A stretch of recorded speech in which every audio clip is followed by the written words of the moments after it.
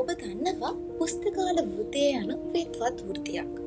සෑම විෂය පරාසයකම දැනුම පුස්තකාල වෘත්තිකයෙකු සතු වෙනවා. ඉතින් ඔබත් මේ පුස්තකාල වෘත්තිය සමග සම්බන්ධ වීමට කැමති නම් පුස්තකාල හා තොරතුරු විෂය හැදෑරීම අත්‍යවශ්‍යයි. මම දැන් ඔබට කියන්න සූදානම් වන්නේ ඒ සඳහා ඇති සුදුසුම හා සාර්ථකම උපාධි පාඨමාලාව පිළිබඳවයි. ශ්‍රී ලංකා විවෘත විශ්වවිද්‍යාලයේ මානව හා ශාස්ත්‍ර පීඨයට අනුබද්ධ තොරතුරු අධ්‍යයන ඒකකය මගින් පිරිනමනු ලබන පුස්තකාල හා තොරතුරු අධ්‍යයන ගෞරව උපාධි පාඨමාලාව සමග ඔබට එක්විය හැක.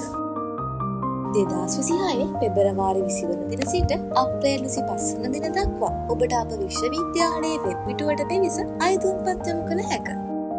එමෙන්ම උපාධි පාඨමාලාව පිළිබඳ වැඩිදුර තොරතුරු ඔබට අපගේ වෙබ් පිටුවට පිවිසීමෙන් ලබාගත හැක.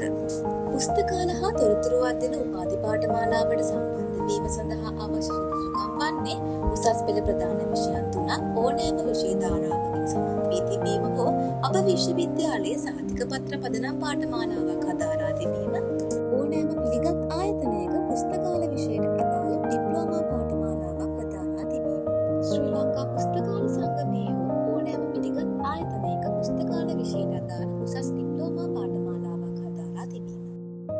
එම ගෞරව උපාධි පාඨමාලාව සම්පූර්ණ අධ්‍යයන වර්ෂ 4ක් වන අතර ඔබගේ අධ්‍යාපන සුදුසුකම් මත අයදුම්පත් යොමු කළ හැක.